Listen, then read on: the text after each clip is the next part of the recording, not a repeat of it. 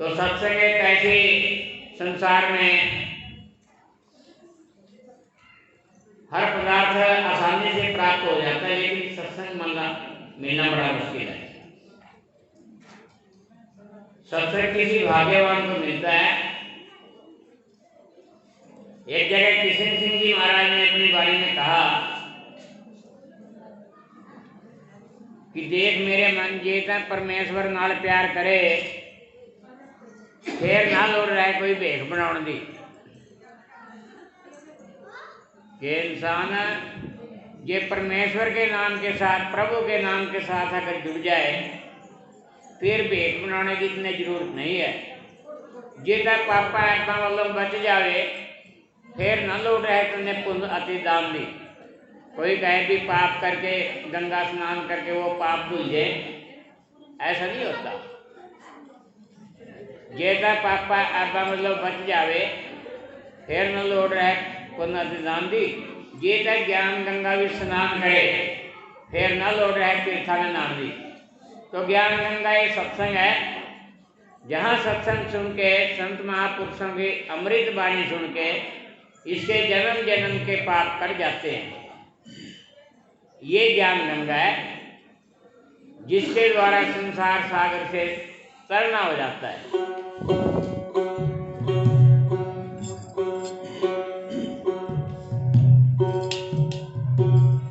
किशन सिंह अपने आप में छाड़ दे, फिर ना लोड़ रहे जानते हैं जान ली। तो जानना क्या है? अपने आप को जानना मैं कौन।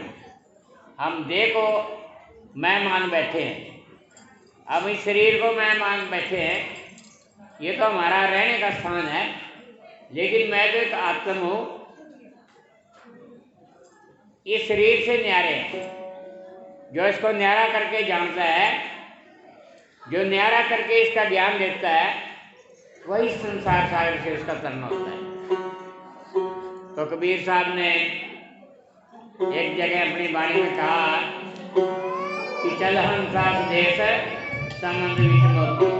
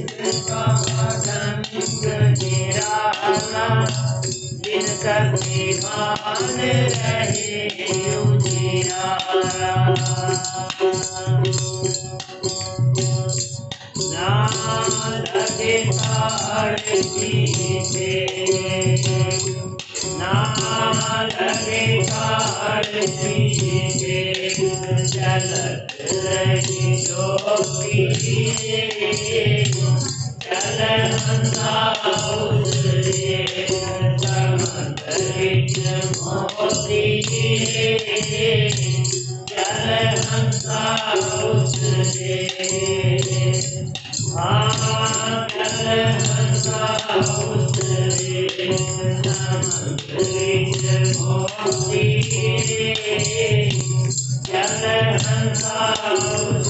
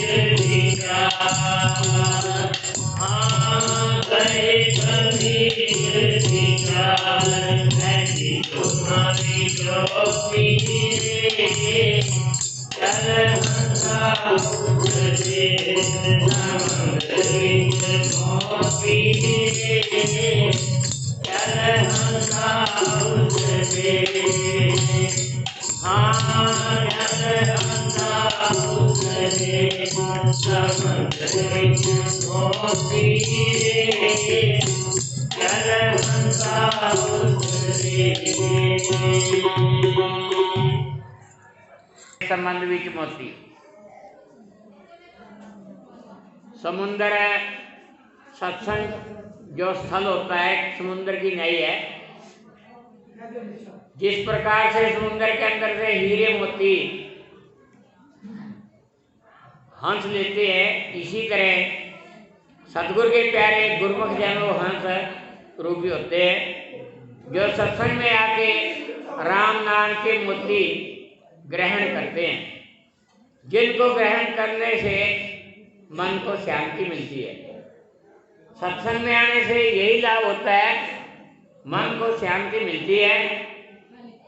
चाहे संसार में कितने ही धनवान है लेकिन मन को शांति इसके लिए, चाहे कितना बड़ा परिवार है मन अशांत है। शांति कहाँ मिलती है? सत्संग में आके। कबीर साहब ने कभी कहा है कि चल हंसा उस देश समुद्र विच मोती। समुद्र में ये सत्संग एक समुद्र की न्याय है। यहाँ पर अनमोल हीरे मोती सदगुरु के वचन सुनने को मिलते हैं। जिनके सुनने मात्र से ही इस जीव का कल्याण हो जाता है। 3 तरह के कर्म होते हैं, एक तो प्रारब्ध कर्म, दूसरा संचित और करेवान। करेवान कर्म हम कर रहे हैं, अच्छे या बुरे, वो हमारे इकट्ठे हो जाते हैं। और प्रारब्ध जब पूरी हो जाती है तो ये संसार में देख किसी की नहीं रहती। जैसे आज आप श्रद्धांजलि देने के लिए आए हैं स्वर्गीय श्रीमती, क्या नाम, रामकली, इनको श्रद्धांजलि देने के लिए इनकी प्रारब्ध पूरी हो गई है, ये हमसे इस शरीर छोड़ के चला गया। जो भी संसार में है, जब प्रारब्ध पूरी हो जाएगी संसार से जाना पड़ेगा। तो सदगुरु की प्यारी साध संगत जी, तो इसका निबेड़ा कैसे हुआ? जब संसार से जाएंगे, कर्मों की गठड़ी अपने साथ ले जाएंगे, कर्मों के अनुसार फिर कहीं जाके जन्म ले लेंगे।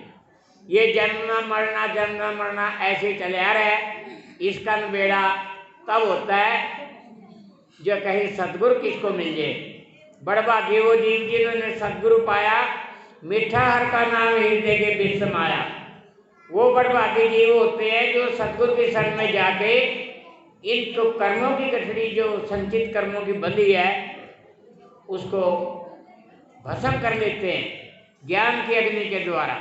ज्ञान अग्नि करण जलावे, जो भगवान अर्जुन प्रतिगावे। ज्ञान की अग्नि के द्वारा इन कर्मों का नाश हो जाता है, फिर ये जन्म नहीं लेता। तो संसार में इंसान आया इसीलिए है कि ये जन्म मन से छुटकारा पाए।